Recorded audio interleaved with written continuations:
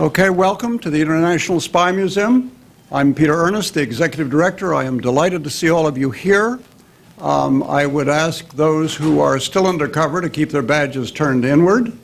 And I would like to take special note and welcome Don Kerr, who is the Deputy Director of National Intelligence. And Don, it's a pleasure to have you here. We know the burdens you're carrying, and to take a few moments out to be here is just wonderful.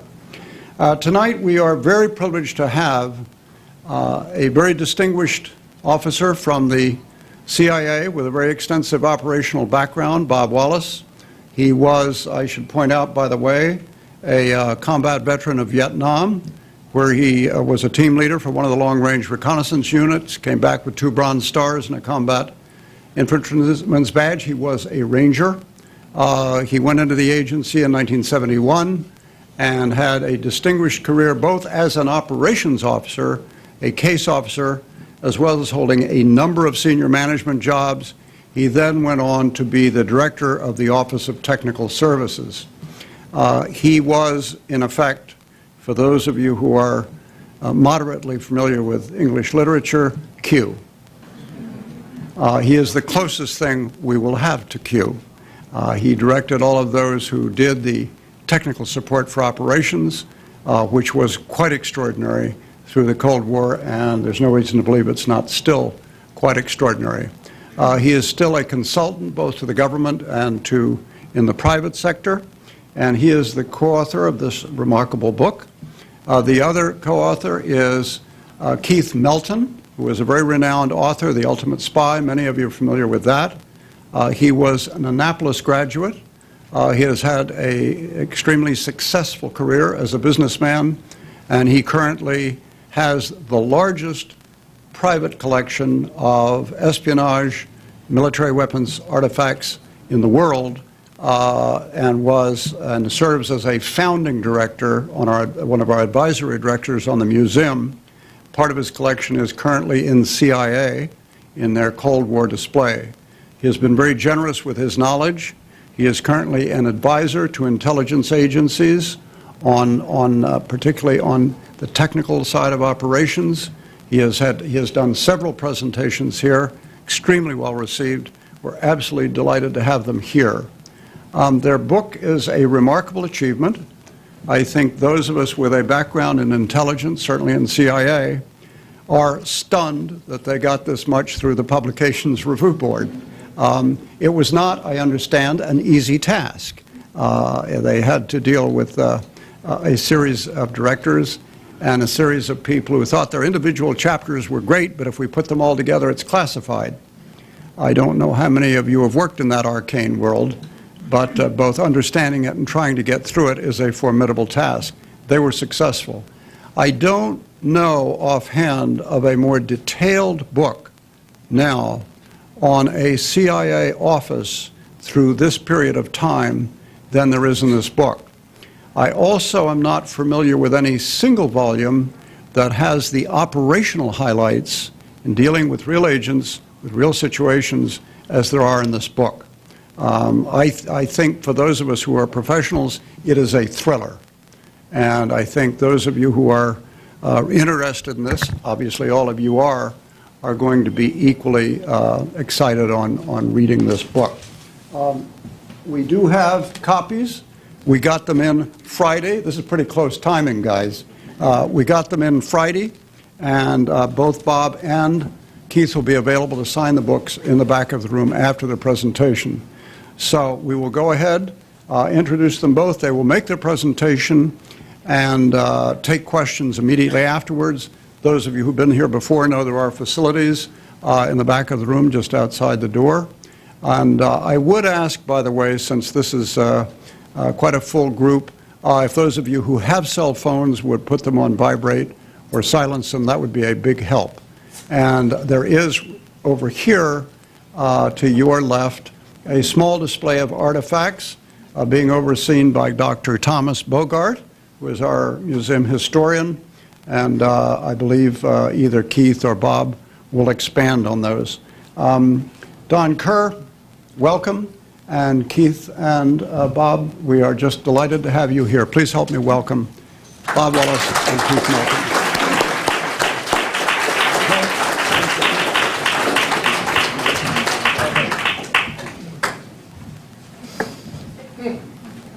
Good evening. We are honored that you took time this evening to join us and be part of this presentation. This is going to be tag team, although not wrestling, we hope. And so I'll make a couple of remarks on some of our graphics, and then Keith will, and then I'll come back and we'll continue that through the presentation. It's an amazing story. It's an amazing world of OTS, one that I really was not exposed to until later in my career in the fullness of what this office really was able to accomplish. So our goals for tonight are to focus on the work of these members of Q. In America, the American Q are the men and women of OTS that make support to clandestine operations, make technical support to clandestine operations work. So, historically, the intelligence business began in the United States in a major way with OSS during the Second World War, and the OSS technical equipment tend to emphasize sabotage, lethal things, stuff that blow up. By the late 1940s and early 1950s, because of the challenges posed by the Soviet Union, we were faced with the need to infiltrate people back in behind the Soviet bloc, and so the emphasis on technical support began to shift, and you will see several shifts of that during this evening's presentation. And this shift was, what do we need to get people inside, back behind the Iron Curtain? Well, we needed documents, we needed clothing, we needed vehicles, we needed hot air balloons. And that perhaps was one of the first significant developments of OTS in terms of the work that it did that transferred into the private sector. We are looking at collection. Now, as the years pass, we are into the early 1960s. The Soviet Union has now become a primary collection target for our intelligence operations, and so we get things like U-2s and satellites and audio. COVCOM dominated OTS and technical work for the last 2 decades of the 20th century. It doesn't do you any good to have an agent if you can't communicate with him. Perhaps the most dangerous aspect of espionage is agent communication with the handler. And finally, into the 21st century, it is a digital revolution, and one of the reasons that we were able to write Spycraft was that the basis for much of the technical work now done in espionage operations lies in the digital world. So, this is the book. The only additional author note that I would make to what Peter said is that it has been gratifying that so many people have expressed interest in the book, and particularly so many technical officers have said, yes, we think it was time this was done. Our goals were 3. 1 was to honor the technical officers. 2 was to fill a void in American intelligence history. And the 3rd was to give the American public a sense of pride of what their intelligence agency was doing. 50th anniversary of OTS was celebrated 3 days before the events of September 2001. Don Kerr was the recently installed Director of Science and Technology, to whom I reported as Director of the Office of Technical Service. We had a terrific celebration on that occasion, and to highlight that, we invited the man who has the world's most extensive collection of spy gear, at least privately, that we know of to date, and a man who has established himself as really one of America's top intelligence historians, Keith Melton. And I said to Keith, I said, talk about where the real Q came from. Keith? Director Kerr, good evening, ladies and gentlemen. It is indeed a pleasure, as much because for us the work is done, and this is the pleasure is talking about the book and the experience. And both Bob and I have been most appreciative of the support and assistance of one individual who was instrumental in the organization and structure of our book, Hank Schlesinger. Where is Hank? And where's Harry? He raised his hand. Hank, thank you so much. That was he was our writer and helped us a great deal. Well, the world of clandestine technology is often framed in the reference of our cinematic experience.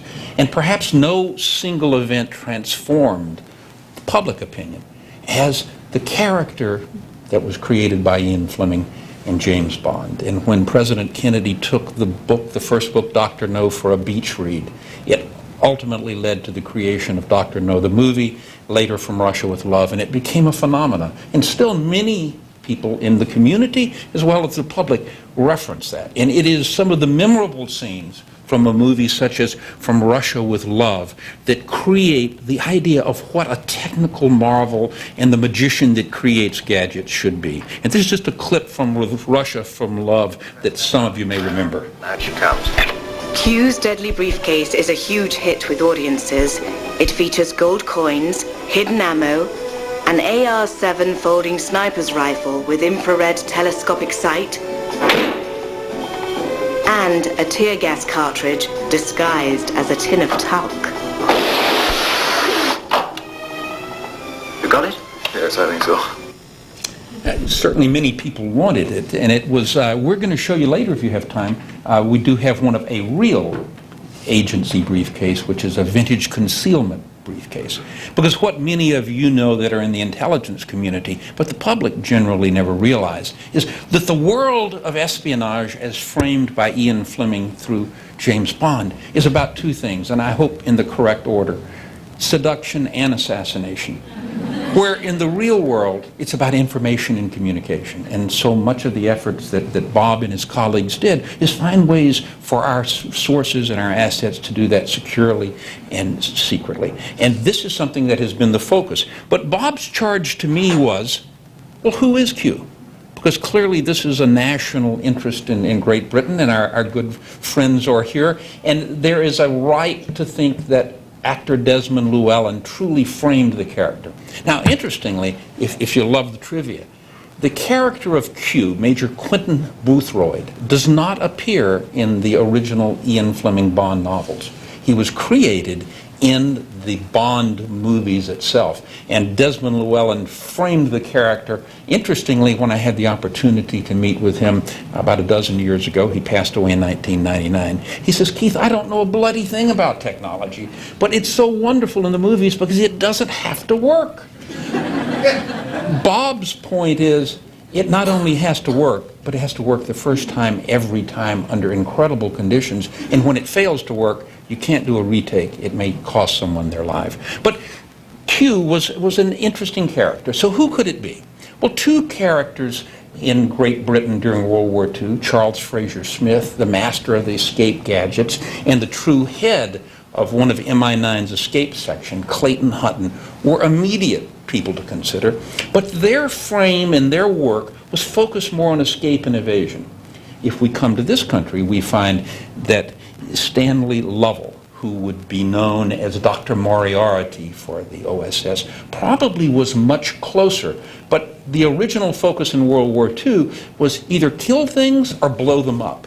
The subtleties of collecting information and counterintelligence really didn't come about towards the end of the war. So we were a bit stymied, and we kept searching.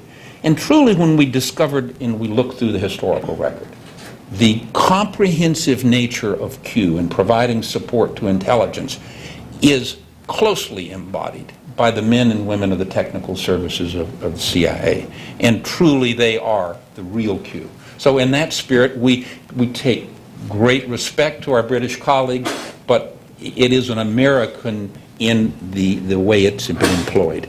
Stanley Lovell was was Bill Donovan's Dr. Moriarty, and we was faced at a time that America was unprepared. We had a very nascent intelligence service. We were going into a global conflict, and this is the beginning of the first in truly global intelligence war, and Lovell had to create the gadgets. He worked for Wild Bill Donovan, Medal of Honor winner with the Fighting 69th in World War I, legendary Republican multimillionaire lawyer from New York, and he put together essentially the first centralized intelligence agency during the war. There were two organizations, OSS, Office of Strategic Services, and Office of Scientific Research and Development, which technically reported directly to President Roosevelt. Beneath that was the National Defense Research Committee, and Lovell headed then what would be known as Division 19. He also jointly was the head of the research and development for OSS. And with the two organizations, Division 19 had its laboratories called the Maryland Research Lab, which is at now the Congressional Country Club. And some of the scenes you'll see were filmed actually at OSS facilities up near the present-day Camp David. And he was the man that was in charge of making it happen. Now, most of the public reference is to one of the classic movies from 1946 with Alan Ladd, and here's actually the trailer from the movie.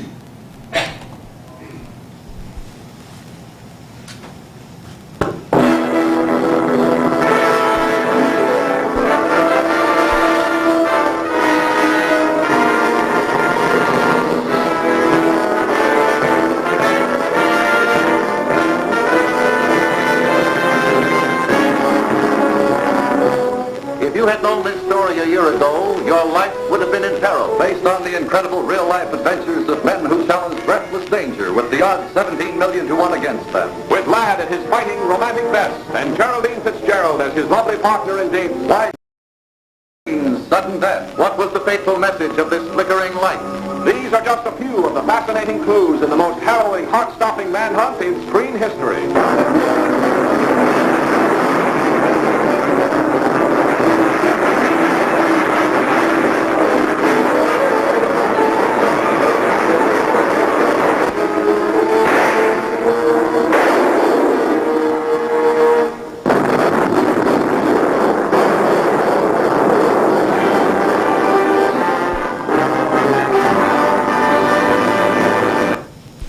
Notice the focus of the movie: romantic adventure, heroism, incredible odds, and blowing things up. So the realities of fighting this global war, we were in survival mode, and paramilitary operations were paramount. Intelligence collection came later. Now, interestingly, John Ford headed a film training group within OSS, and here is the training film they produced at the time to talk about the exploits of OSS.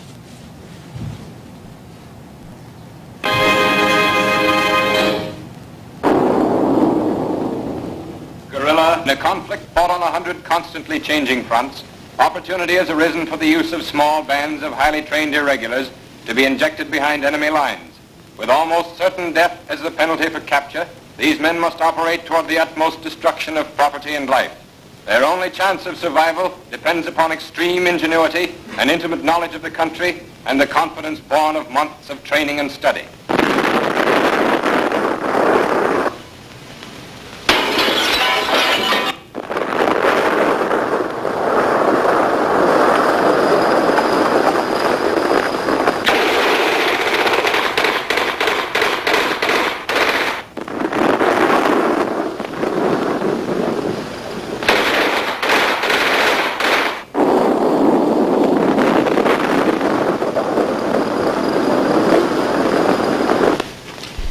Kind of interesting to note when one of the OSS operatives he throws the grenade or the explosive through the window. It's interesting, he didn't pick the lock and go in and rifle the safe. He's just interested in destroying the building. But towards the mid-1940s, it was clear the outcome of World War II. There was the necessity to move to intelligence collection. But still there was a recognition that equipment needed to be provided. This is a somewhat tongue-in-cheek look at a cigarette pistol that appeared in one of the recent reviews of our book. There really was such a thing. But it wasn't an assassination piece. It was, if you're having a founding intelligence service and you're sending operatives behind enemy lines, what if they need to escape?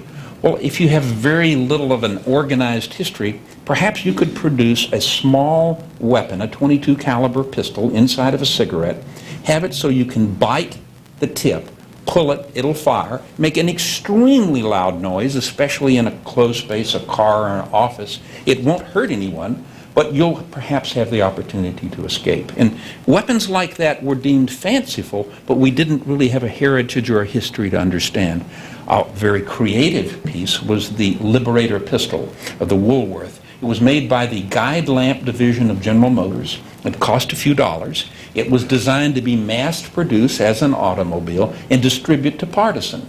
However, when we look to Europe, leaders there were very wisely thinking that if we arm many of the partisans, the only thing they probably hate worse than the Germans is each other.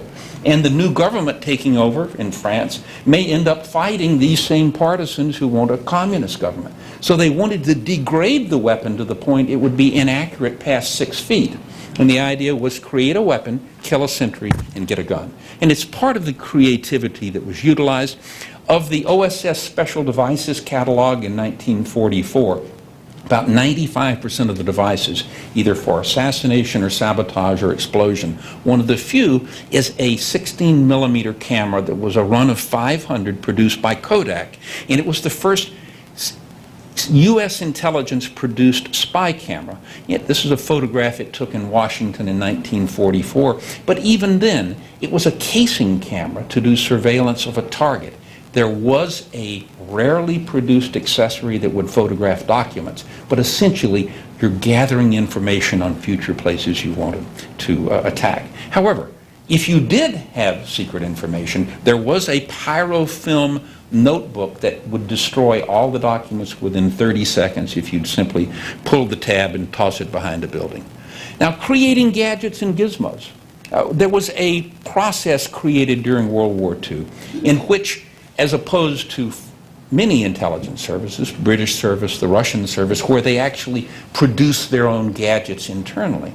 OSS founded a model in which it works with academia and private contractors to actually produce the items that are designed or the design is influenced internally.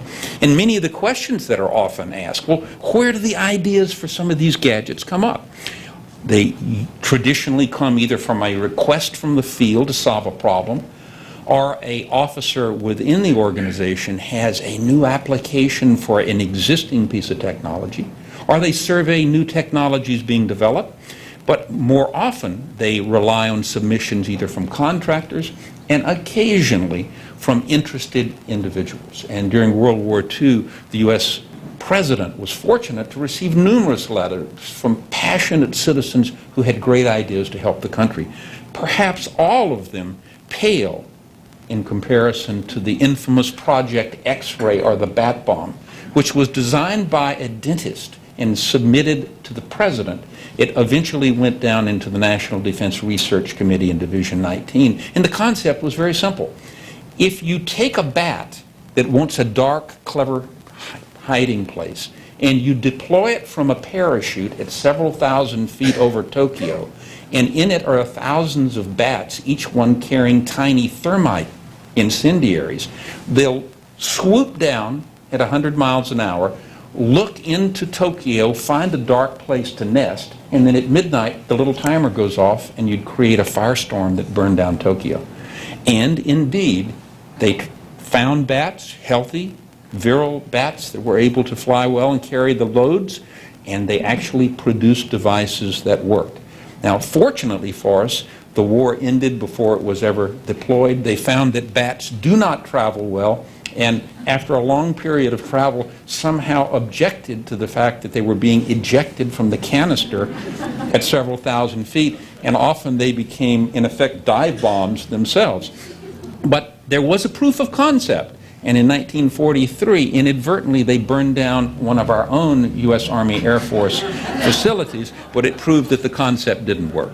So, another interesting challenge, especially in 1943, it was clear, as Bob had mentioned, that we were going to have to infiltrate and exfiltrate agents. Well, the concept was created, what if we could find a way to drop a package to an agent, have them somehow erect a cord, let a plane swoop over, catch it in a hook, and let's pull the agent up to safety. We could pull someone out of anywhere. Now, could that work? Actually, in September the 5th, Alexis Doster, an OSS officer, became the first person to be so lifted. And I thought you might like to see the film of him doing that. This is a slow motion of the plane coming over. Now, this is a test load calculated at 180 pounds. In slow motion, it's being pulled up. But they needed a live subject. The first airborne subject was a sheep, Betty the sheep. In fact, the sheep is going up now, and it's being pulled up. Betty made 3 successive lifts in harness without being relieved, and at the end was very happy to come away unscathed and get as far away from the airplane as possible. Now, this is Lieutenant Doster, who's prepared, knees up, coming over, and the lift is made, and he was the first man to go from ground to space that quickly, precisely about 170 miles an hour. Now, the idea worked, but it was so late in the war it was never deployed. But the early technical service staff remembered the experiment. So, in the 1950s, Robert Fulton, a man who developed the amphibious car, had the idea, let's take the same concept and simply put the line with a helium balloon, and we'll have the opportunity to have a plane fly over and with a fork and catch it. And in 1958, a CIA employee, a pilot, Alan Pope, was in peril in Southeast Asia, and actually this was one of the last 2 plans that were considered to rescue him. But the need was great, so what if we could parachute down a rubber inflatable airplane, something many of you have perhaps considered? Well, actually, Goodyear developed such a plane. It had a speed of 70 miles an hour, and the concept was simple. Drop the package, let the agent assemble it. One man could do it, 2 men would be helpful, and let them simply fly out of the airfield. And it worked. And the concept worked, but operationally it was probably never deployed, but there was a spin-off of the technologies. And through this, the world of sabotage continued, but there was a necessity and awareness that we had to get into the business of supporting agent operations. When the CIA was organized in 1947, there was a small group of people called the Technical Aid Staff.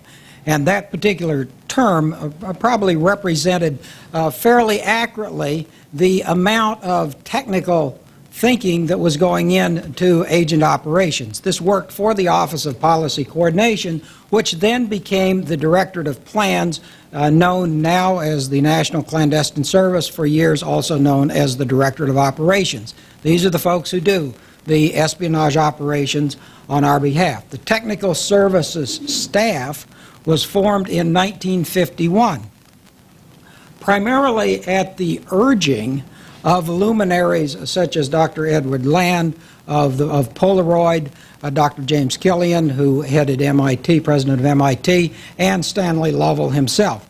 The concept was that by consolidating all of the technical capability that was needed to support espionage operations under one directorship, under one leader, the product would be improved.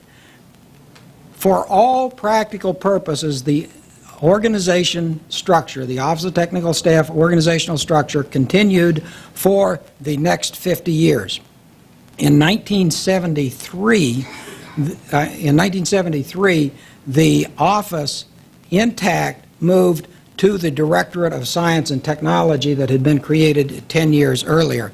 This was an effort to, again, consolidate all of the technical folks under the management of technical leadership.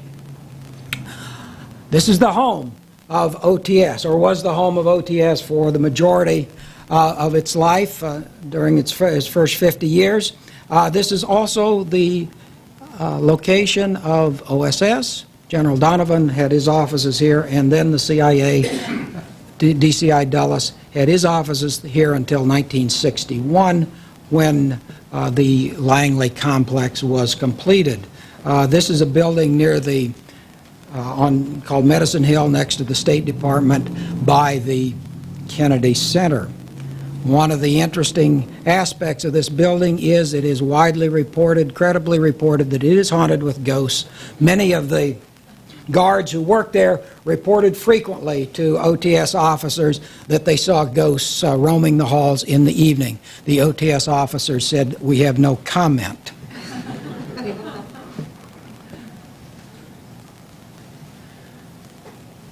The genius of this office and the organization of this office lie in its ability to blur the line between technology and magic. Particularly for those of us who weren't technically inclined, what we frequently saw we thought was magic.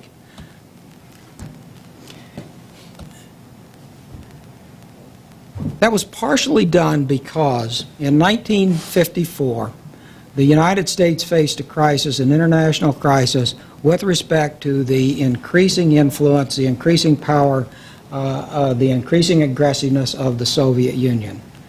President Eisenhower commissioned a small group of men to look at the U.S. intelligence service at the time, headed by James Doolittle, the pilot who bombed Tokyo in 1942.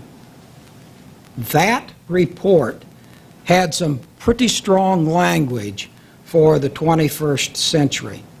We must learn to subvert, sabotage, and destroy our enemies by more clever, more sophisticated, and more effective means than used against us. This led to a program called MK-Ultra. MK-Ultra, authorized initially in 1953 by then-Director Allen Dulles, determined to look at all of the possible means whereby the Soviet influence might affect the United States, including psychological warfare. About 10 years earlier, LSD had been synthesized in Switzerland. In fact, the scientist who synthesized it just died within the last couple of months. LSD was believed at the time to be a possible truth serum, and Dr. Sidney Gottlieb, head of then the chemistry division in the technical services staff, was given the responsibility for investigating this substance and determining if that would be applicable to national security. Dr. Gottlieb's experiments with LSD in one particular instance had the most unfortunate outcome in that one of the subjects died after a dose of LSD. And in fact, Dr. Gottlieb carried that moniker unfairly the rest of his life as somehow the Dr. Strangelove of chemistry and bad things and poisons at the CIA. Dr. Gottlieb was in fact a remarkable administrator and leader for the broad Office of Technical Service and widely respected by the officers that served with him. But Dr. Gottlieb took his job seriously, and when the charge came to manufacture certain substances, the question became, how do you deliver the substances? Dr. Gottlieb turned to perhaps the nation's foremost magician at the time, John Mulholland, contracted with John Mulholland and said, can you give us a variety of techniques whereby we can surreptitiously, secretly deliver substances to unsuspecting folks? And in fact, Mulholland did exactly that. Most of the public was later aware of MK-Ultra a decade or so later. But during the 60s, especially on May the 1st, 1960, the world became aware of a alleged, purported CIA Air Force reconnaissance weather plane that had been lost over the Soviet Union. And it purportedly had strayed off course. Later it would be discovered that the pilot was a CIA pilot, Francis Gary Powers, and remarkable had been the types of equipment he was carrying when he was shot down. This is a clip that will give us an idea. It brought a young pilot, Francis Gary Powers, to world prominence. He was to photograph the Urals nuclear plants, and then he was to head to Plesetsk. We had never seen Plesetsk. In Moscow, Nikita Khrushchev is shown as he told the Soviet Presidium that pilot Gary Powers of the downed American reconnaissance plane was alive. And Mr. K was picked to play on the incident for propaganda events. His CIA employers gave him this beautiful pistol, which works without any noise, in case he was shot down. Also, he had some poison in a needle, which he should have used in case he was grabbed by the Russian bears from the KGB. But being a very sensible person, he didn't use the poison. Now, clearly, this was a huge propaganda victory for the Soviet Union. So, we were not to be outgunned, and this is a unique recording you'll hear now that was very popular on the radios at the days, and to my knowledge, it's the first time it's perhaps been played in almost 50 years. In the stately Hall of Columns, 1960 was the year when young Francis Gary Powers stood before the Russian bear. They were trying him for spying, or the Soviets he flew in the famous plane U-2. Makes you want to clap along, doesn't it? So, the question becomes, what about this unusual pen? And the pen was actually developed by CIA in cooperation with a special group within Fort Detrick, Maryland. And like many of you, I have often pondered exactly how was it built and constructed. And I thought perhaps you might like to see a little cross-sectional diagram. This is the pen itself. It was very tiny. It appeared to be a common straight pen. And actually it was hollow. And inside is the needle that contained the poison. If we lift the pen out, we'll notice an interesting configuration for the construction. The shaft is actually from a large hypodermic needle. It had a machine steel tip. The head that you pulled was actually a straight pen, and it had been soldered onto one of the world's tiniest drill bits.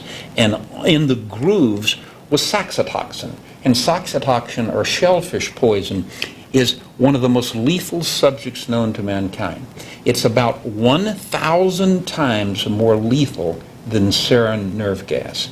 And a lethal dosage for an average human is about 0.8 milligrams. And this was the content. It was never to kill anyone. It was an item that if he chose to commit suicide. But such pills, either they're L pills or something like this, are exceedingly rare and uncommon in the intelligence world. This is one of the images we recently received of paralytic shellfish toxin. It was available in both dry and liquid form, as well as cobra venom. And it showed some of the range of exploration that was done at the time. Now, you're also wondering, how did Gary Powers carry it? And interestingly, it was concealed within the bezel of a silver dollar. And it was a tiny spring, and he would rotate the bezel until it would line up with a hole, and the pin would come out. And he carried it in his pocket. When he landed, he was concerned that it would be considered an assassination device. When he parachuted down, he threw it away in a field. He later told his Russian interrogators, and they went and recovered it. Unfortunately for the dog, they tried on a small dog and killed the dog and proved that it did work. But killing was something that was certainly considered. And under two successive U.S. administrations, that of President Eisenhower and President Kennedy, the CIA and OTS carried out administration policy and considered a wide range of possible plans that could be used for assassination. A recent documentary was done in cooperation with the Cubans that they claimed that there were 638 different ways and different plots that had been used to kill Castro. Our research certainly turns up only a handful, but they were quite innovative and used both as assassination potentially, but also to discredit Castro. And among some of the creative ones are a hallucinogenic spray that could be put in the air about the time he was going to go on television for his long ranting tirades, and it would be used to perhaps make him appear even more unstable. A hallucinogenic cigar, contaminated shoes, and a time that he might they put thallium salts, depilatory cigars at a time that a man's beard was considered a mark of his virile nature, poison cigars, exploding seashells,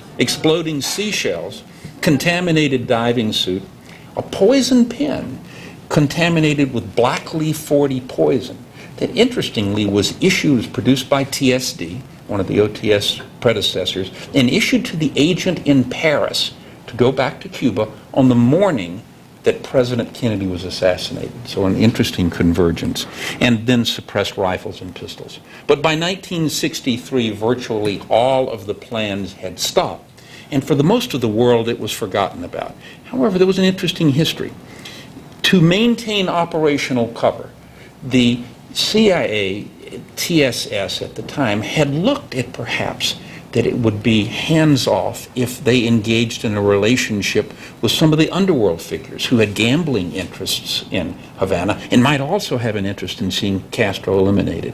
And through a former FBI agent, retired Robert Mayhew, they contacted such interesting characters as Sam Momo Giancano, Santo Trafficante, and Johnny Rosselli, and they find that they were not effectively organized to do that. There were other plans, Operation Mongoose in '62, and later ZR Rifle in '63. But essentially, they were conceptual plans, only one or two ever went into the point that they were issuing weapons. But most of the world never heard about it until the end of the Watergate era, and an aggressive Idaho senator by the name of Frank Church sought to find out, was there truly a rogue elephant in the U.S., and was this the CIA? And he held on a September committee hearing one of the most infamous weapons of all time that purported to be a CIA weapon, and this is Senator Church. Does this pistol fire the dart? Yes, it does, Mr. Chairman. What range does it have? 100 meters. Director Colby. 100 meters, I believe, about 100 yards, 100 meters. As a murder instrument, that's about as efficient as you can get, isn't it? It is a weapon, a very serious weapon. Well, I thought that the very survival was at stake. This is the weapon being held up by Senator Goldwater. This is actually the non-discernible microbio-inoculator. It just rolls right off of your tongue. And interestingly, it's one of the most infamous non-weapons for CIA that ever existed, because it was actually produced by the Army Security Agency and had been given for evaluation to the CIA, and it had been in Director Colby's safe. He simply, going to appear before the committee, thought it would be of interest. And though it was immediately world famous, few people ever read the report to find out it is not a CIA weapon at all. But it certainly is one that is closely identified with the agency. A couple of my former colleagues said, well, you know, Bob, we could have done that if we'd have been asked. 1960, 62, 63, three major international security matters faced by the United States. One, the potential nuclear threat from the Soviet Union. Secondly, the influence of the Soviet Union in the Western Hemisphere through Cuba. And third, the growing Vietnam War. With respect to the first, Gary Powers and the U-2, Corona, the early satellites, gave us excellent information about Soviet tanks and about Soviet airfields. The satellites and the U-2s were ineffective at telling us what the Soviet intentions and plans and real capabilities as understood by the Soviet leaders would be. Oleg Penkovsky came on the scene in 1961, a volunteer who had substantial information about Soviet leadership and whose reporting over the 18 months that he was handled as an agent for the British and the United States produced thousands of intelligence reports, and in fact was instrumental in giving President Kennedy the knowledge and the basis for making a decision not to go to war with the Soviet Union, but to blockade Cuba. Oleg Penkovsky was arrested in November of 1962, actually a few days earlier, and this is a picture of Colonel Penkovsky at his trial with his Minox 3S camera, which was the primary means that he had to copy and collect information. This is the Minox with the and this is showing how it is used. Okay, I'm sorry.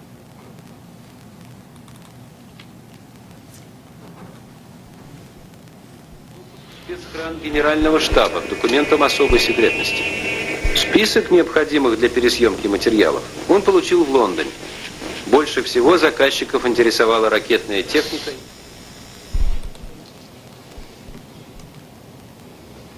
Oleg Penkovsky had very limited technical capability to carry out his espionage.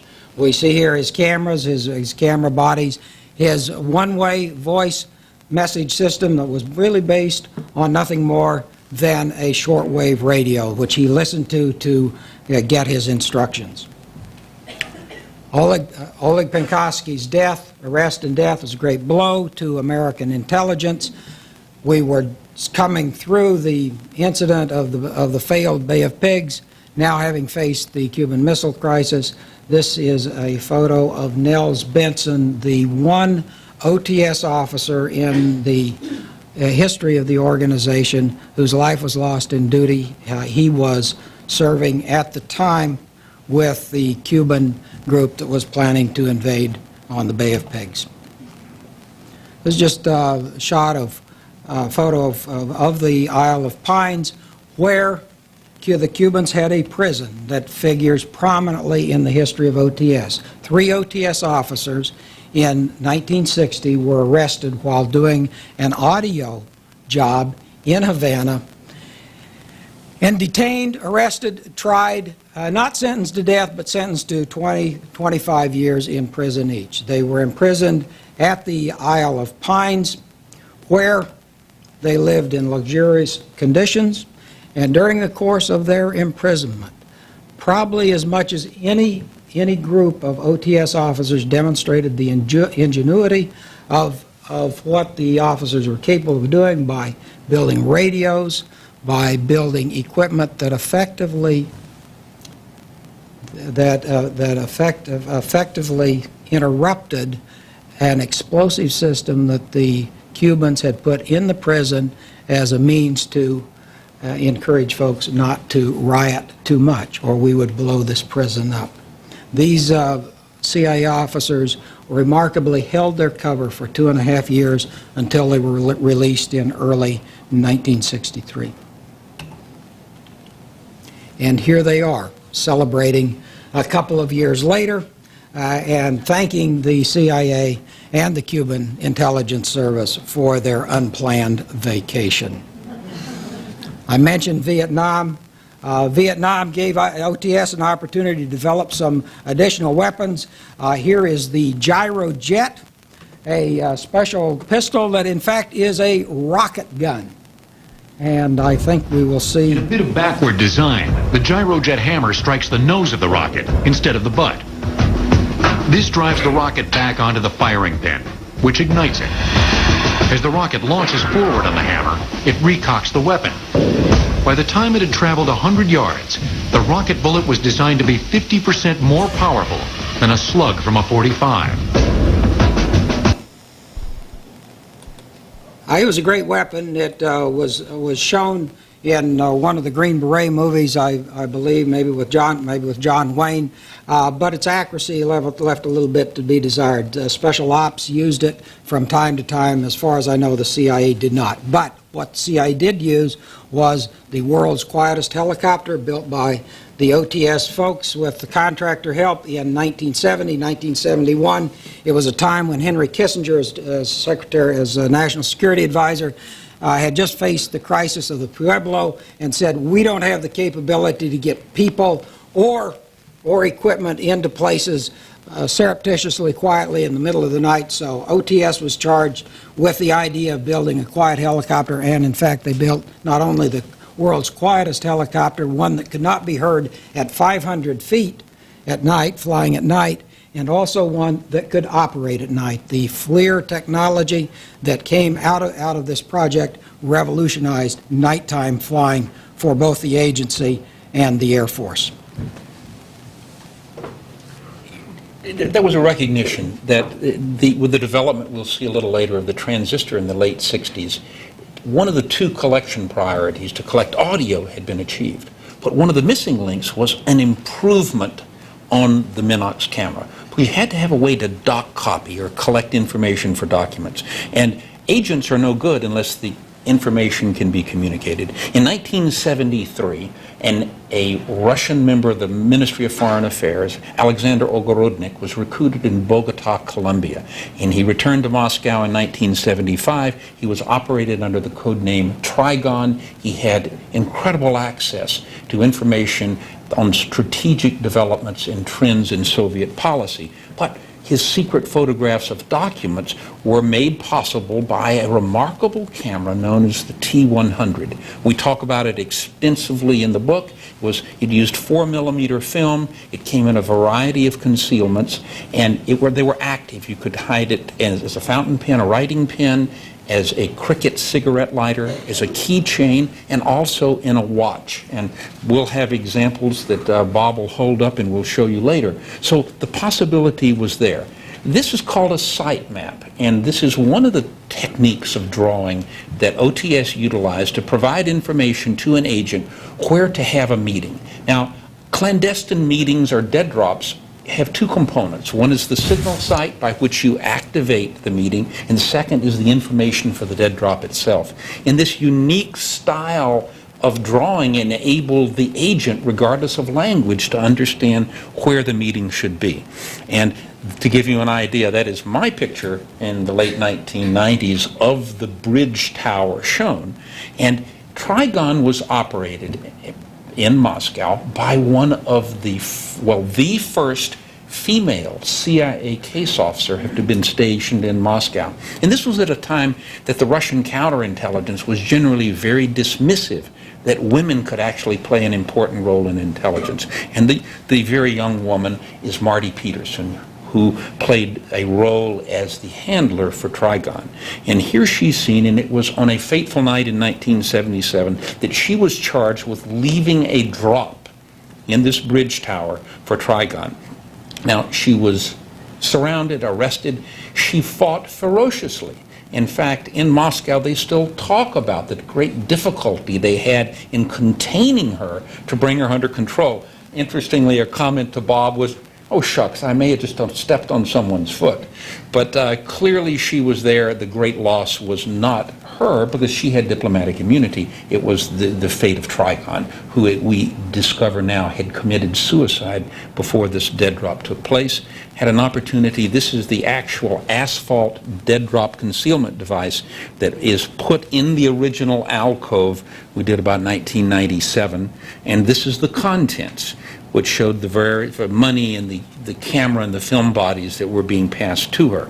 Interestingly, inside, this is a translation of the message that the OTS had created. Now, it was in Russian, but if someone had happened to stumble across it in the half an hour it would be in that alcove at night, it's a warning. By chance, you have penetrated into another's secret, having picked up somebody else's parcel and belongings which were not meant to you. Keep the money and gold with you, but do not touch other things in the parcel in order not to know too much and to expose your life and the lives of your nearest and dearest to danger. Take the things which are valuable and toss the others in the river. And that was the message that was found inside. A very clever way in case it had been stumbled upon. And this is Marty Peterson sitting at Lubyanka, the headquarters of Russian counterintelligence, the Second Directorate. And this is after midnight, and she has just been met by the gentleman in the photo to her left, who is from the U.S. Embassy. And interestingly, in Moscow, they still talk about an enlargement of the film. And if you look very carefully, he's wearing 2 wristwatches. Now, they draw the conclusion, perhaps, that one of those is a covert recording system useful to record the conversation at the time. But an interesting application. This is the T100 in the ball pin concealment. It is an active concealment in that it worked as a camera as well as a functioning writing pen. And there it is, opened with the lens exposed.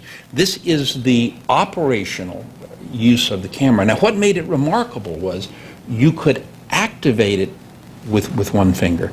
And here it's shown, it was the focal distance was 28 centimeters above the document, and it would cover a 36 centimeters diagonal to diagonal. And it was a remarkable piece of precision photographic equipment. These are KGB photographs showing the T-100 being used. And what the agent has done is take simply a little knitting needle, cut to 28 centimeters, and simply put it in a little cloth wrapper to hold it on the camera, and so he could simply hold it with one hand. It's precisely focused and turn the page. Very clever, very, very useful, and very effective. This is the same camera concealed as a keychain, here as it would be carried and open, showing the lens. And truly one of the cameras that won the Cold War. This is a Cricket lighter, and this shows the various components. So very effective. The Cricket lighter did work as well. Recently on Gizmodo.com, they did some drawings showing how that same camera would work in a concealment as a wristwatch. It wasn't quite that obvious. This is actually a Seiko watch that was designed. This is the normal configuration. If you twist the bezel, the faceplate moves, and that's the lens, and here it is open to replace the film. So a remarkable piece of technical accomplishment, very sophisticated and very practical. When Penkovsky was arrested in 1962, the CIA had virtually no capability to run agents over a long period clandestinely inside the Soviet Union. In fact, we did not have such a capability to do that consistently until demonstrated with the Trigon case in the mid-1970s. Now, 15 years after Penkovsky's arrest, an aviation engineer attempted to make contact with the agency in Moscow. His name was Adolf Tokolchev.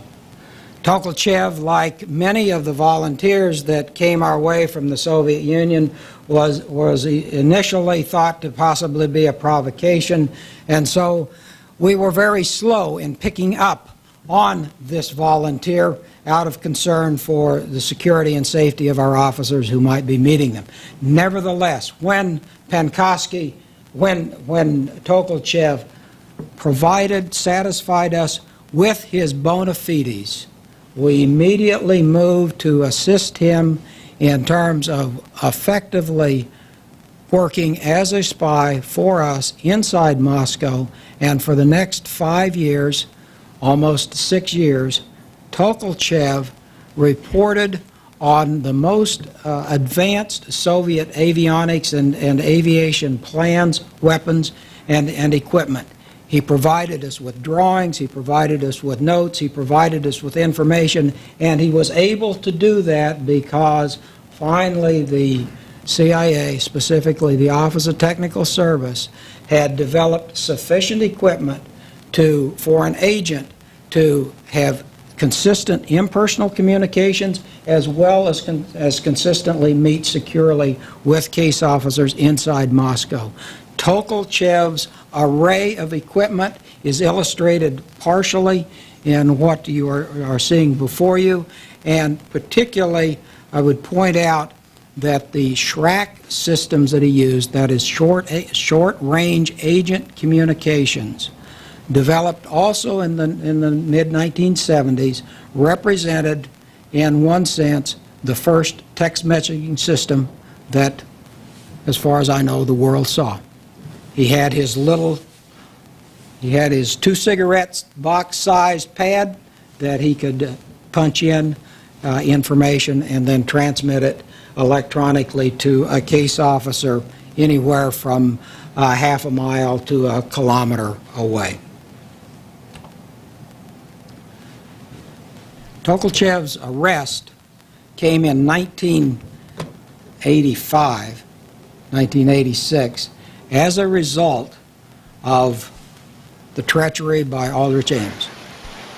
The technical systems worked fine. The CIA had been carefully establishing agents within Soviet intelligence and defense circles. Precious sources, like avionics expert Adolf Tokolchev, seen here on his way to a meeting in Moscow with his CIA contact.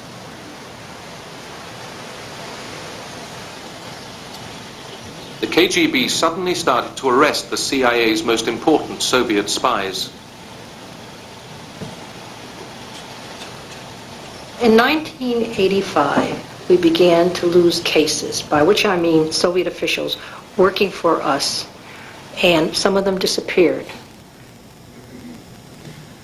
Now, I would like to report that this film, this video, came from CIA-installed video cameras inside the KGB's surveillance vans.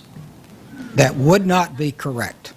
This, in fact, is KGB footage that Keith was able to somehow get his hands on, and so I just don't want to leave any misimpression. So, remember the shot we had of the equipment that Penkovsky had? About four different items.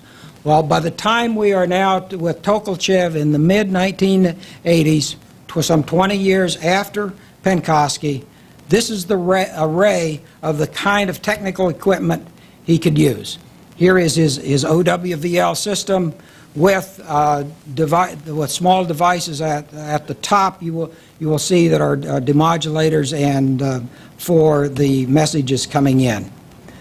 We have the SRR-100 piece of counter-surveillance equipment that could be worn by our officers, and through this they could clandestinely hear the transmissions of Soviet surveillance that was tracking them or other activities of Soviet surveillance. We have film, soft film, primarily coming from the satellite program, used for the site sketches or other communications needing drawings, such as meeting sites as illustrated here. We had an increasing array of concealments that took advantage of Soviet equipment, Soviet automobiles, other Soviet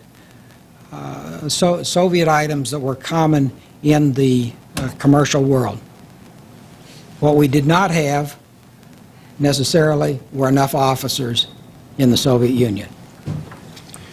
One of the great difficulties in operating in a hostile environment such as Moscow was breaking clear of surveillance. And anyone that was communicating directly with an agent, the risk was not to the officer, the handler, because he had diplomatic immunity. But you spent years to find the perfect agent or the agent with access. You could not afford to inadvertently draw surveillance to them. So one of the techniques that was used was to do something called a rollout. If you're driving in Moscow, you're making a series of right-angle turns in the urban setting, a trailing surveillance car would lose sight of you for a few seconds at night when you made the turn. So when you made that turn, your passenger in that few moments in the gap could bail out.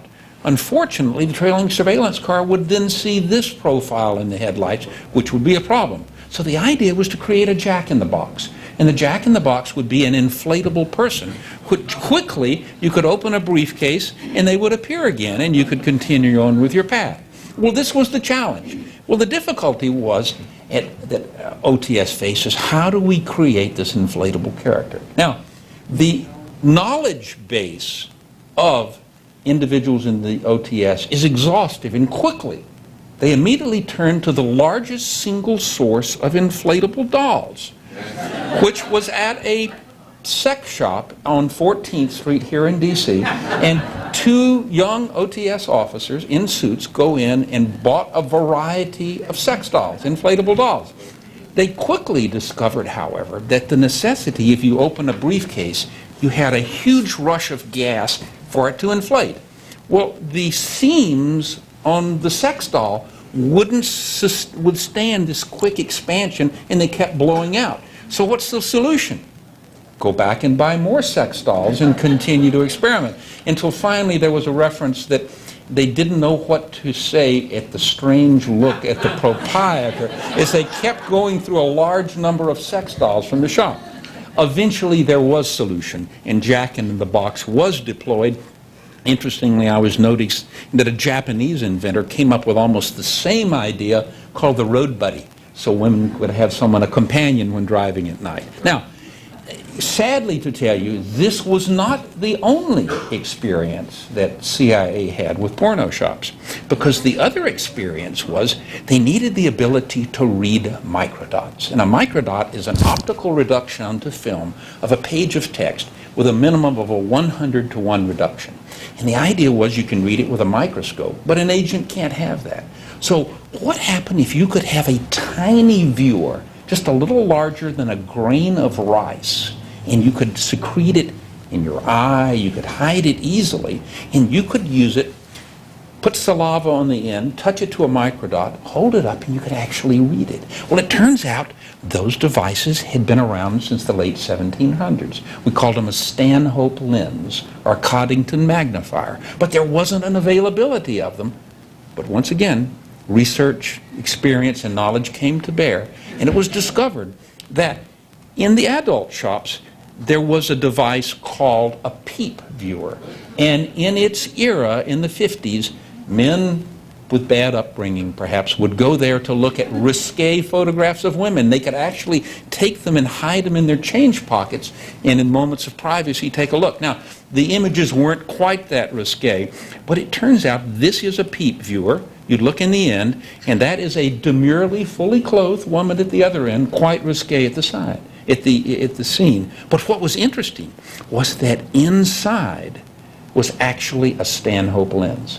And they purchased the first 100 directly there, once again expressing that they had need for a large number of the peep viewers, destroyed them, took a lacquer thinner, removed the risque image, and those were the source of the first bullet lenses that were used by CIA. You'd simply put a microdot on the end and view them. And we do have one on the table here that we would show you as well. Now, one of the most famous pieces, however, once again defined by culture, is the Schrack device used by Get Smart.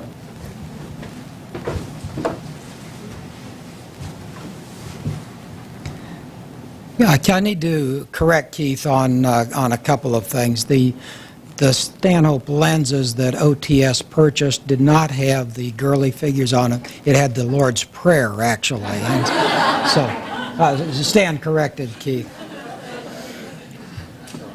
Movies and television. Did movies and television influence OTS? I think if it didn't influence OTS, at least it inspired us at certain times. Among those inspirations was the cell phone used by Maxwell Smart, and of course the colleague item used in Mission Impossible, the PIN communicator. So how can we think, this is the 1960s, how can we possibly develop a system that would allow an agent and a case officer to communicate electronically just like they did on the movies?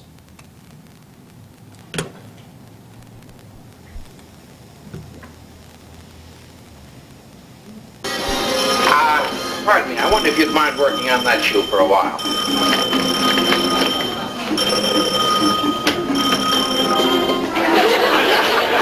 Oh, this is smart.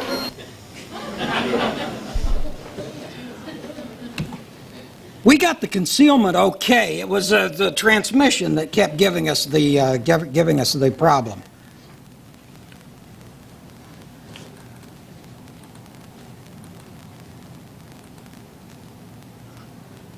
Another device that we developed about the same time was a counterintelligence receiver. You recall I referred to the receiver that was the square receiver that was held around the neck. Another of those receivers was one that used bone conductivity to transmit the sound. And this is the pipe surveillance receiver. An officer could with an antenna, wearing an antenna around his or her neck, could clamp down on this pipe and actually receive transmissions from other radios. In Budapest in the early 80s, the CIA recruited a source known as GT Accord. His name was Vladimir Vasiliev. And in 1983 to 85, it was desirable to communicate with him secretly. One of the techniques that was used was to get a European edition of the National Geographic, specifically in this instance, the February 1983 edition, and in a page filled with an ad, they took a line of print. At this point, they purchased a new Hewlett-Packard laser engraver, and in the line of text, they wrote in a slightly off-color gray ink, they engraved at a 30-to-1 reduction information for using his dead drop. And it was a very, very effective way for communication at the time. Audio became the principal work of OTS in the 1960s and the 1970s. It was based primarily on the integrated circuits that were developed initially in 1958, and this is one of the very first audio transmitters that the agency had available for use by officers in the early 1960s. This is about the size of 2 packs of cigarettes. Now, interestingly, internally, this is known as the SRT-2, and you will notice that there is a vacuum tube, a small vacuum tube still with that. The next generation, the SRT-3, had no vacuum tubes, remarkably reliable, and in fact launched what I would call the era of audio for OTS. These transmitters were literally deployed in the hundreds around the world, bugging embassies, residents, all types of targets that were deemed appropriate by the agency. Again, about the size of 2 packs of cigarettes. They could be installed in wood blocks, such as in a furniture brace. You will recall that about 8 years ago there was an audio device installed in the State Department, here in the conference room of the State Department, a common technique in the sense of using some type of wood to bury your audio equipment. Now, you face the problem of the other guys collecting against you, collecting audio against you, so we need some way to protect our communications. And again, let's turn to Get Smart. Isn't this top security? Yeah. Well, shouldn't we activate the cone of silence? Max, I've been having a little mechanical difficulty with it lately, and Don't be ridiculous, Chief. The whole thing is so simple. All you have to do is press this button and turn this lever all the way to the right. Now, here's our plan. Hold it, Chief. Okay, go ahead. First, you take Tanya to your apartment. Make sure you're not being followed, except, of course, by our own men. Meanwhile, I will take 99 disguised as Tanya to a commercial hotel. We'll register 99, and we'll sneak her out of the hotel, making sure that some armed men stay behind to guard her room as a decoy. Have you any questions? No, Chief, I think that just about covers everything.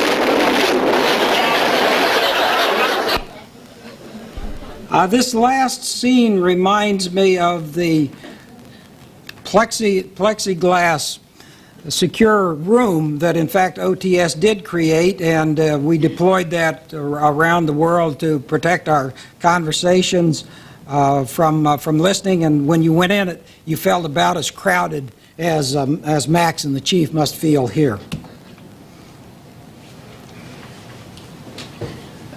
The audio collection was so important. Among the interesting technologies it faced was if you want to hide a microphone, you want to get it to a transmitter or a recorder, but you need to run the wires. Either you can hide them behind the baseboards where that's desirable, but in some instances you had no choice but to run them across an open section of wall. This is called a fine wire kit, which was essentially an early portable cable burying system in which you had a razor blade that would move across an open section of wall, 2 wires would be inserted in the wall, and an eraser would close the incision behind it, and you could literally string wires not much more in diameter than a human hair across an open section of wall. Very creative, very effective, but with all the audio technology, you often couldn't get close to a target, and In the 60s, a target was a Asian head of state.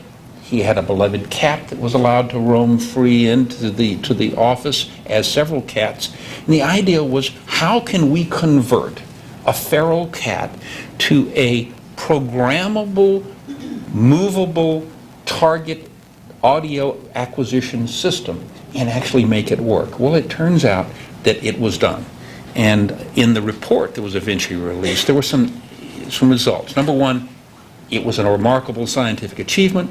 Cats can be trained to move short distances, and only environmental and security factors make it impractical overseas. That translates to the fact that, yes, we can train the cat. Yes, the technology works for the listening device. The problem is, we can't anticipate during the training the operational needs in the office configuration that you might find later. Now, this was kind of humorously cartooned from the Gizmodo site, but I thought you might like to see the image of the cat. And what makes it special was the audio device was inserted into the skin beneath the neck, the soft skin. The microphone was actually in the ear canal, and the transmitter ran down the back of the spine. It is said that one of the TSD officers at the time passed out in the veterinarian's office, but the cat came through fine, lived a long, healthy, and natural life, and despite the accusation in a book later by Victor Marchetti, the cat was not run over operationally as it crossed the road to go into the building. But it's an example of the creativity that was in place. Thanks to our friends at the agency, we'd like to show you, however, what could be done if you have the need for a robotic catfish. And this is actually one of the mechanized robotic collectors at CIA.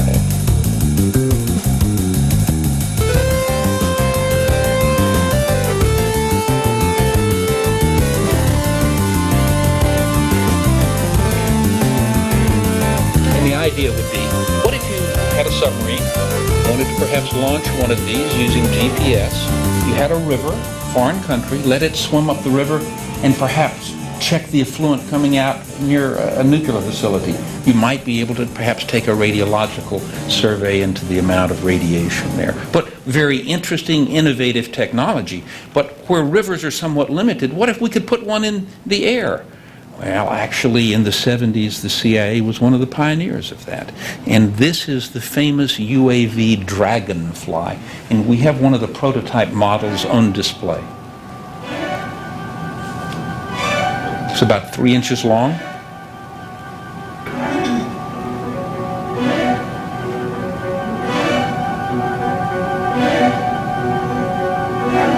It's the retroreflector. It's the optical fibers,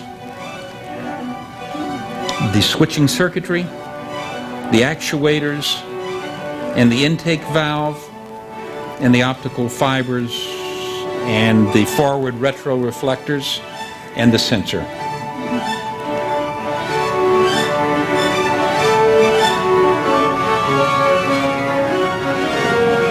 And this is actually the wind test tunnel model showing it flying. A remarkable scientific achievement. This was characterized in one of the Gizmodo cartoons, but this is actually a photograph of the device in camouflage, and we have one over here on the table, and that's the line drawings of the Insectothopter. Those are the actual prototype models. But what if you're in Moscow and you want to have an impersonal communication meeting, and you want to drive your car slowly at the predetermined corner? Surveillance doesn't have you in their headlights. You roll down the window and you toss the dead drop out on the Russian street. Well, what type of a device might you be comfortable that no one would ever pick up? Well, what if you could come up with a freeze-dried, gutted rat, and you could use it as a container? Now, being sensitive, we've actually brought one with us today. And this is an official CIA rat. At the conclusion of the program, you're welcome to have your photograph made with the rat. He lived a normal, a full, healthy life, and only in his advancing years did he volunteer his services to the agency. There is a cavity inside.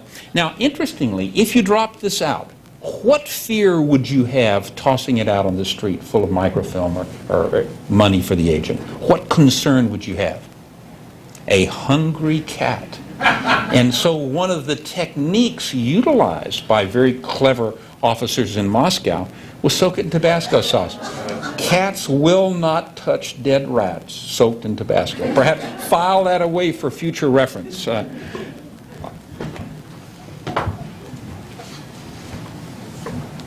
The other problem was, how do you get a North Korean rat? And this isn't a joke, because if you needed a rat in North Korea, it'd be fairly hard to capture one of those. So the answer to that was, we took white rats, and with proper applications of Miss Clairol, well, you could make a rat look like about whatever country it might originate from. When you're a CIA officer and you write a book, there is one requirement in addition to submitting the manuscript for review, and that is there must be an official message from the CIA in that book disclaiming all responsibility for anything that is written. And it's called the CIA disclaimer. It's required. Well, we've read a lot of CIA books in our life, and you get tired of reading the same disclaimer again and again and again. So we thought we would like to have it appear in a little different form. So in Spycraft, you will find the official CIA disclaimer, but you won't find the exact words unless you apply your skills as a cryptologist and decrypt this message, which we provide you with the 5-group message, and on another page, actually, I'll go ahead and say this, right? I say, another thing you find in writing books is that there's always the mistake that you don't want to be made. So when you see the message, it says go to page 99. That's not correct. You're supposed to go to page 97 to get the one-time pad to decode it. So for those of you who picked up the book, that is one hint.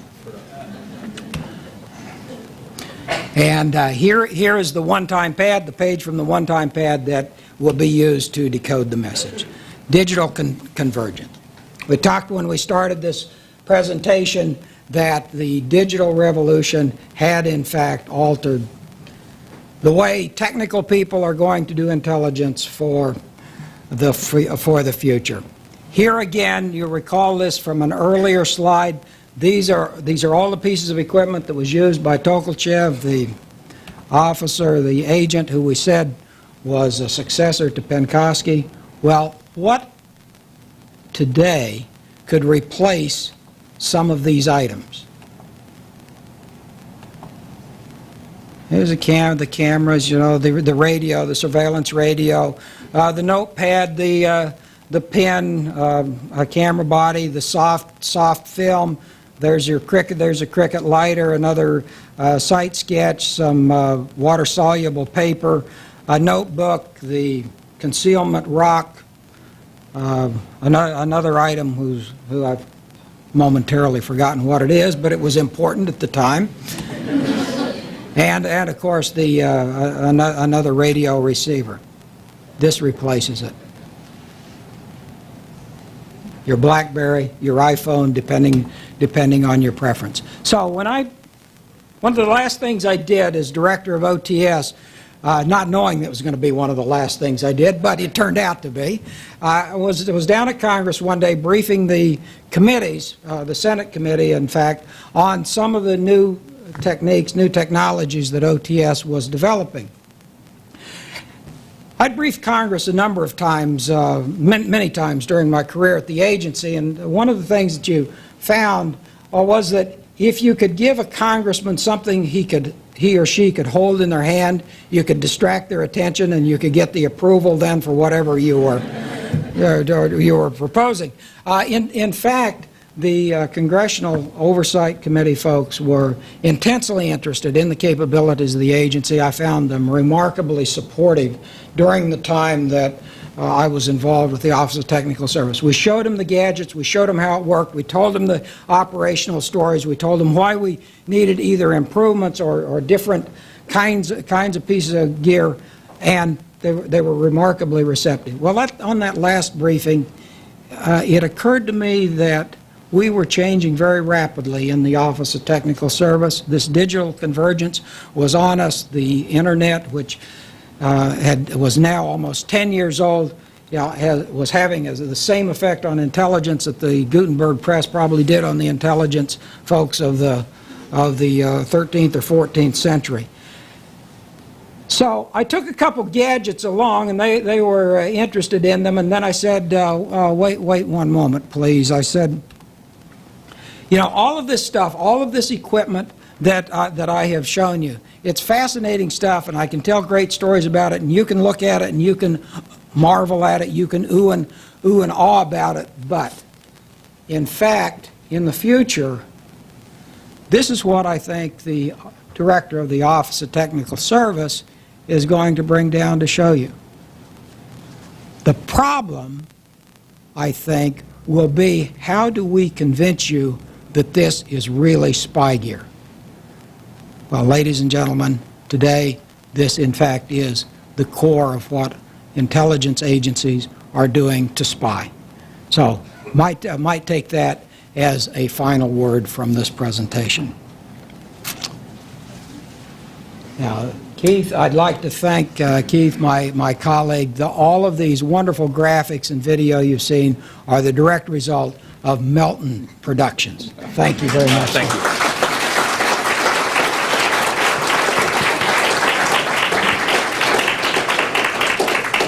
And you have been very patient. If there are any questions, we would just be delighted to give you some comments. Amanda has a microphone. We have microphones on both sides. So, any Q&A? We've done such an exhaustive job that there are no questions. Yes, sir. She'll give you. We have more stuff. I was just going to say, is it that ever, like, such as the T100 microphone, the SR100 receiver, are any things such as those going to ever be for sale? Sir, if they are, I'm there first.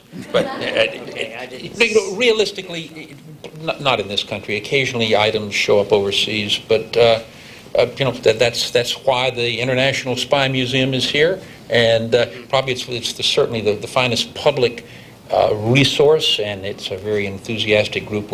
We appreciate their sponsorship, and you'll find many of the items we showed and discussed you'll find on display there. So hopefully you'll enjoy going through that. Any other questions? Well, yes, sir. I was just curious how you are able to power the dragonfly and the fish, such a small mechanical system. Sir, that is a great question. I'm so delighted that you asked that. Any other questions? Sir, it was a prototype, and there's a variety of different engines that they use. And if you've kept up with events now, they're deploying similar devices in Iraq to go inside buildings in advance of troops. And DARPA has the Advanced Project Group has now a device about the size of the end of your finger, a tiny black fly. So development and technology continues. What's remarkable is this was done in the 1970s.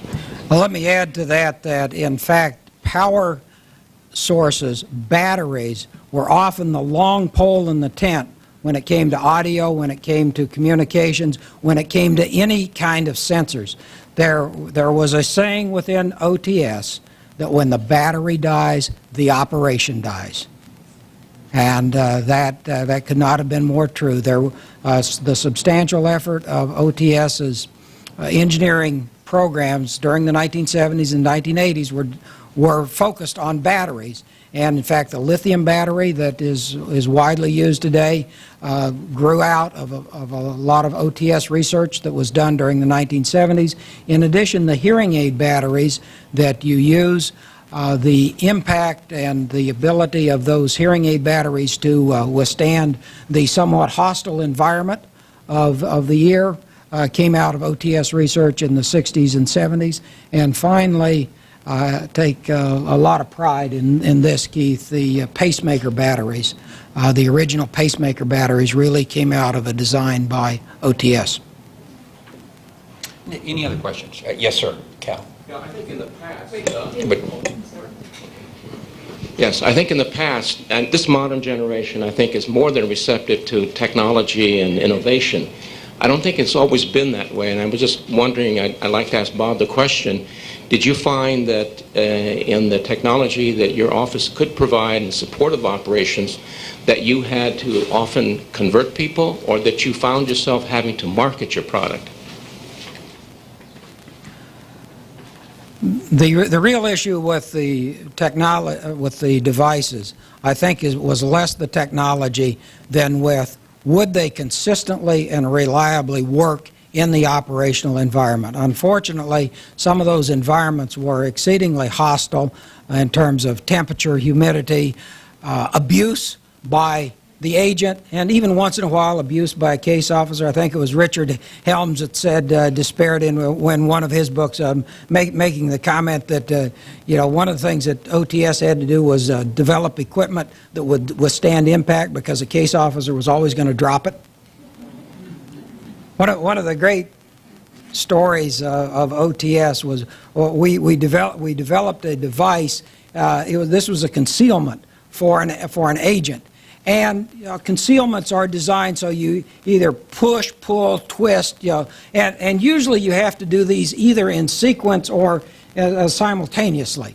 And so we developed this very fine concealment for a first top-notch agent. We said it has to be super secure. We delivered it to the case officer, sent it to the field, and a few weeks later we heard the report back, what are you guys thinking about? This guy can't use a concealment. We said, of course, we've tested it, it works fine. And he said, well, didn't we tell you his hands are arthritic? Well, no, we hadn't known that. So in fact, designing the devices frequently requires knowing the agent and the agent's capabilities. You have questions? Josh, Amanda will give you that. I was just wondering what your personal favorite device that you've been involved with in creating, and what device is your personal favorite that you've collected? I wasn't involved in creating it, but I think my favorite device of the 200 or so that we describe and talk about in the book is the bullet mic. I mean, I love the bullet mic idea. This was a Soviet intelligence officers were meeting in a Soviet compound in South America. This was, again, a number of years ago. During the summertime, they would come out and sit under a tree, a bench under a tree inside the compound. Well, the compound was fenced, but it wasn't walled. So actually, there was line of sight from outside the fence to the tree. And I'm sure this was a case officer idea. I don't think a tech would have thought about that. The case officer said, well, if we just put a microphone in a bullet and shoot it into the tree, well, we could get audio from their conversations. Well, the techs don't know how to say no. Yeah. And they said, okay, sure, we'll take this on. And in fact, worked with an American microphone manufacturer, and they developed a mic that would withstand the impact of a bullet, had an antenna, had a little power source on it, had a little transmitter on it, and it worked. They tested it in a quarry out near Baltimore, and by golly, they were getting decent audio. Problem was, they shot it into a piece of plywood. And what we found is if you shoot it into a tree, the fibers in the tree react differently than the fibers in the plywood. And so it wouldn't transmit effectively in a tree. So the project was abandoned, but it's really one of my favorites. Josh, the warm affection for the rat, it's hard for me to get around that. So I hope you'll have your picture made with that later. Yes, ma'am.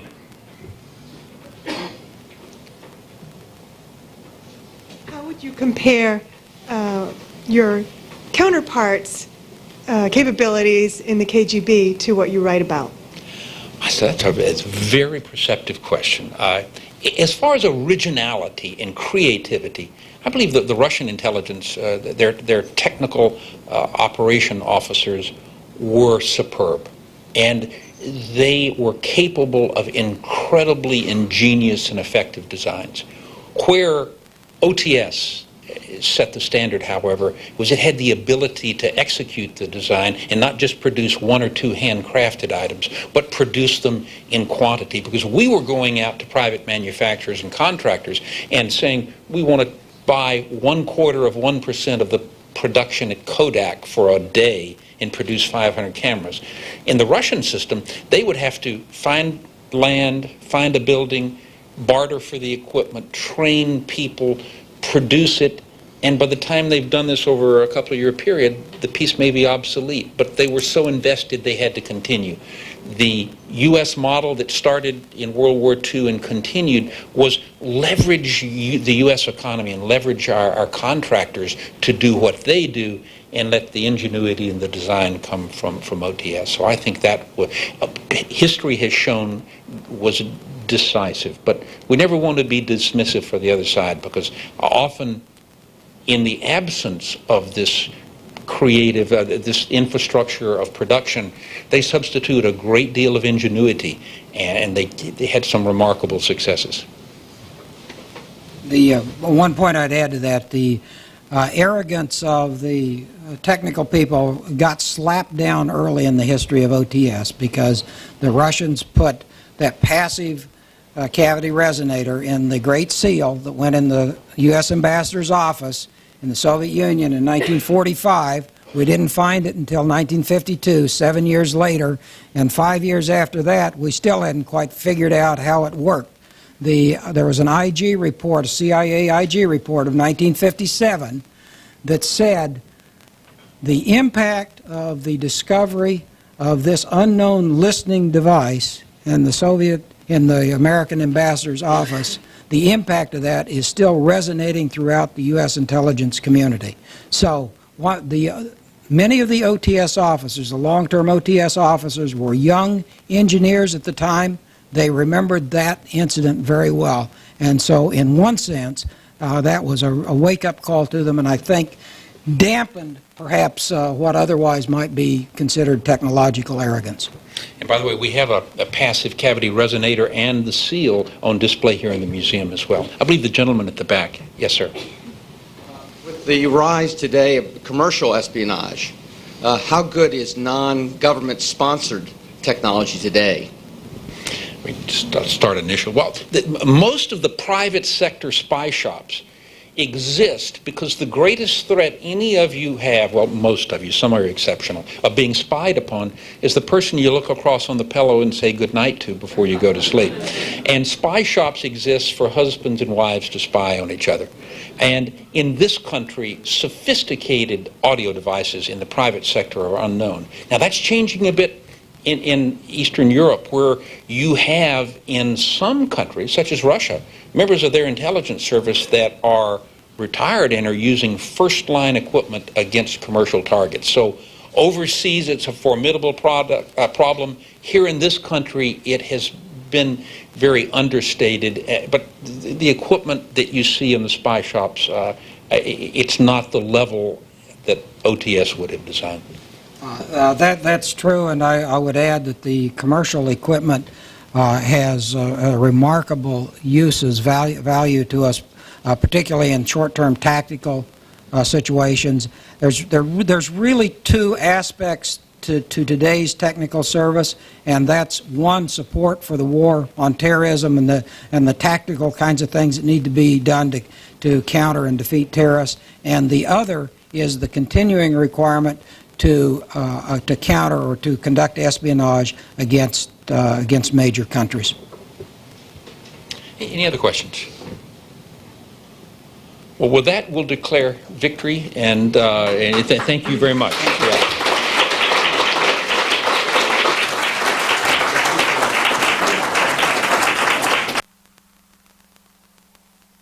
Robert Wallace is a former director of the CIA's Office of Technical Service and the founder of Artemus Consulting Group. Keith Melton is a historical consultant for the CIA and a professor at the Center for Counterintelligence and Security Studies. For more information, visit CIA Spycraft.com.